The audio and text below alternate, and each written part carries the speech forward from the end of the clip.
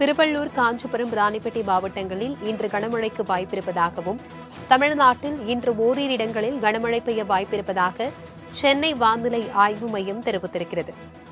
தெலங்கானா, ஆந்திரா, கர்நாடகாவை பொறுத்தவரை இன்று கனமழைக்கு வாய்ப்பிருப்பதாகவும் வானிலை ஆய்வு மையம் எச்சரிக்கை விடுத்திருக்கிறது. இதுகுறித்தான கூடுதல் விவரங்களுடன் இணைகிறார் எமது செய்தியாளர் ஷெலினா.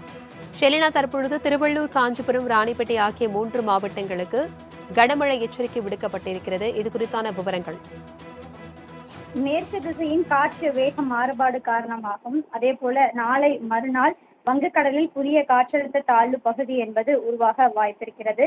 இதன் காரணமாக தமிழகத்தை பொறுத்தவரையிலும் அடுத்து வரக்கூடிய 5 தினங்களுக்கு லேசானது முதல் மிதமான மழைக்கான வாய்ப்பிருக்கக்கூடும் என்றும், இன்று தமிழகத்தில் 3 மாவட்டங்களில் கனமழைக்கான வாய்ப்பிருக்கக்கூடும் என்றும் வானிலை ஆய்வு மையம் எச்சரிக்கை விடுக்கப்பட்டிருக்கிறது. குறிப்பாக திருவள்ளூர், ராணிப்பேட்டை மற்றும் காஞ்சிபுரம் ஆகிய மாவட்டங்களில் இன்று கனமழை பெய்வதற்கான வாய்ப்பிருக்கக்கூடும் என்றும், அதே போல 27ஆம் தேதி வரையிலும் தமிழகத்தில் ஓரிரு இடங்களில் லேசானது முதல் மிதமான மழைக்கு வாய்ப்பிருக்கக்கூடும் என்றும் தெரிவித்திருக்கிறார்கள்.